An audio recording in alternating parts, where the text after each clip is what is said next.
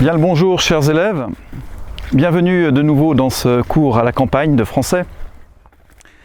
Aujourd'hui nous allons aborder un sujet tant attendu, les subordonnés. Premier point important pour ce cours, une phrase subordonnée n'est pas une phrase. Une phrase subordonnée c'est un groupe de mots qui complètent la phrase.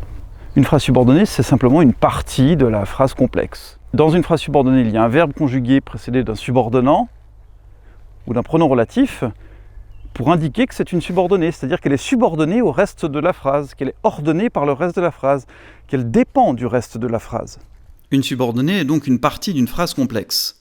Les phrases complexes sont des phrases dans lesquelles il y a plusieurs verbes conjugués, dont celui de la subordonnée. Dans l'exemple « Je pense que nous avons raison », le verbe principal « je pense » a pour subordonnée que nous avons raison. La subordonnée que nous avons raison fait partie de la phrase complexe « Je pense que nous avons raison ». De même, la subordonnée « quand je peins » fait partie de la phrase complexe « Quand je peins, j'écoute de la musique ». Ce cours sur les subordonnées fait suite à celui sur les fonctions, tout simplement parce que les différentes subordonnées peuvent avoir différentes fonctions. Les subordonnées compléments du nom sont peut-être les plus connus. Vous avez sans doute entendu parler maintes fois des subordonnées relatives. Eh bien, elles sont compléments du nom parce qu'elles complètent le nom, comme un adjectif. Par exemple, le chat affamé mange une souris. Affamé complète le nom le chat. C'est un adjectif qui est complément du nom. Eh bien, le chat qui est affamé mange une souris. Qui est affamé est une subordonnée qui complète le nom le chat. Le chat qui est affamé mange une souris. On appelle les subordonnées compléments du nom des subordonnées relatives car elles sont précédées par des pronoms relatifs. Le pronom qui est donc relatif parce qu'il est en relation avec le chat. Le chat qui est affamé mange une souris. On pourrait trouver d'autres subordonnées relatives qui fonctionnent avec le chat, avec d'autres pronoms relatifs, par exemple que, dont, ou, avec lequel, sur lequel, par lequel, dans lequel, etc. Le chat dont je parle mange une souris. Le chat qui porte un manteau noir mange une souris. Le chat que je vois mange une souris. Le chat qui dort mange une souris. Le chat auquel j'ai l'habitude de donner des croquettes mange une souris.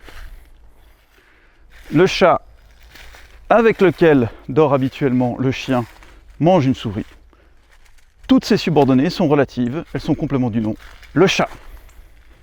Nous avons également les subordonnées conjonctives qui sont précédées d'une conjonction de subordination.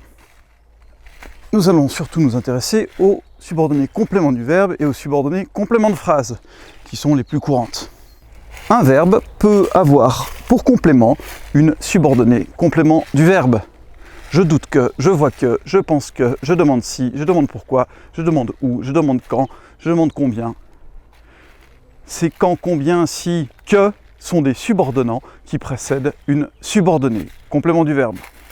Je crois que tu vas bien, je pense que tu vas bien, je souhaite que tu ailles bien, je vois que tu vas bien, j'espère que tu vas bien, j'imagine que tu vas bien, je veux que tu ailles bien. Je demande si tu vas bien. Je demande si le chat a mangé la souris. Je demande pourquoi le chat a mangé la souris. Vous avez remarqué que dans les subordonnées compléments du verbe, il y avait deux modes utilisés, le mode indicatif et le mode subjonctif. Cela signifie que le verbe de la phrase principale va demander soit l'indicatif, soit le subjonctif. Par exemple, je doute que demande le subjonctif, tandis que je crois que demande l'indicatif. Exemple, je doute que tu aies fini tes devoirs, je crois que tu as fini tes devoirs. Selon l'idée qui est exprimée dans la phrase principale, alors le mode de la subordonnée sera soit à l'indicatif, soit au subjonctif. Si le verbe de la phrase principale exprime une opinion, une connaissance, une affirmation, alors la subordonnée sera l'indicatif. Si le verbe de la principale exprime la volonté, le désir, le sentiment, la nécessité, alors la subordonnée sera au subjonctif. De même que si le verbe de la phrase principale exprime l'incertitude ou le doute. Par exemple, j'aimerais que vous passiez nous voir. J'aimerais est un verbe qui exprime le souhait. Que vous passiez nous voir est une subordonnée au subjonctif. Il est vrai que nous sommes très fatigués. Il est vrai exprime une affirmation. Alors, la subordonnée que nous sommes très fatigués sera à l'indicatif. Croyez-vous que je puisse réussir cet examen? Croyez-vous exprime l'incertitude. La subordonnée est au subjonctif. Nous allons voir maintenant les subordonnées compléments de phrase qui complètent l'ensemble de la phrase, comme tous les autres compléments de phrase. Ces compléments de phrase sont souvent précédés d'un subordonnant que l'on repère facilement comme un subordonnant typique du complément de phrase lorsque, si bien que, quoique, après que, avant que, quand. Et étant donné que, si, aussi bien que, autant que, tant que, pour que, afin que, dans le but que, puisque les subordonnés compléments de phrase complètent toute la phrase avec différentes nuances, nuances de temps, de lieu, de manière, de but. La sonnerie retentit pour que tout le monde soit à l'heure. Pour que tout le monde soit à l'heure est une subordonnée complément de phrase qui a la nuance de but avec le subordonnant pour que qui indique la nuance de but. On pourrait le remplacer par un autre subordonnant qui a la même nuance de but, par exemple, la sonnerie retentit afin que tout le monde soit à l'heure. La subordonnée complément de phrase peut également indiquer la cause. Parce qu'il a faim, le chat mange une souris. Comme il a faim, le chat mange une souris. La subordonnée complément de phrase peut avoir une nuance de concession. Même si le chat a bien mangé, il mange une deuxième souris. Quoique le chat ait bien mangé, il mange une deuxième souris. Bien que le chat ait bien mangé, il mange une deuxième souris. Les subordonnés compléments de phrase, comme tous les compléments de phrase, peuvent changer de place dans la phrase. On peut dire en effet, comme il a faim, le chat mange une souris. Le chat mange une souris comme il a faim. Le chat, comme il a faim, mange une souris. Les subordonnés compléments de phrase sont soit à l'indicatif, soit au subjonctif, comme les subordonnés compléments du verbe. Cela signifie que certains subordonnants demandent l'indicatif. Parce que le chat a faim, il mange une souris. Comme le chat a faim, il mange une souris.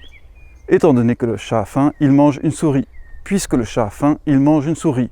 Si certains subordonnants demandent l'indicatif, d'autres demandent le subjonctif. Par exemple, quoique, bien que, avant que. Avant que le chat ait terminé sa souris, il a été dérangé par le chien. Bien que le chat ait déjà mangé une souris, il a encore faim. Bien que, avant que, demande ici le subjonctif. Quand, tandis que, parce que, alors que, de sorte que, demande l'indicatif. Avant que, à condition que, quoique, pour que, bien que, demande le subjonctif. Le conditionnel est demandé après au cas où, quand bien même.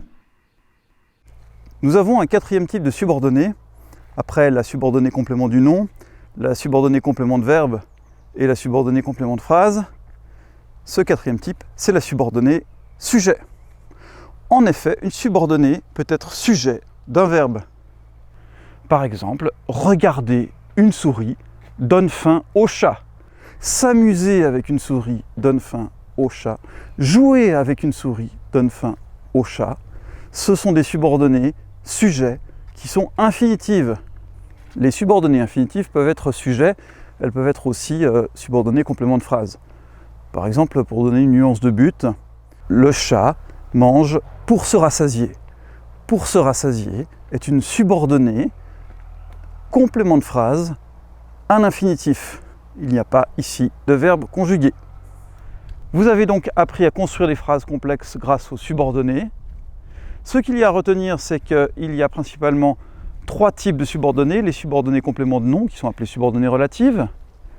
Les subordonnées conjonctives, soit complément du verbe, soit complément de phrase.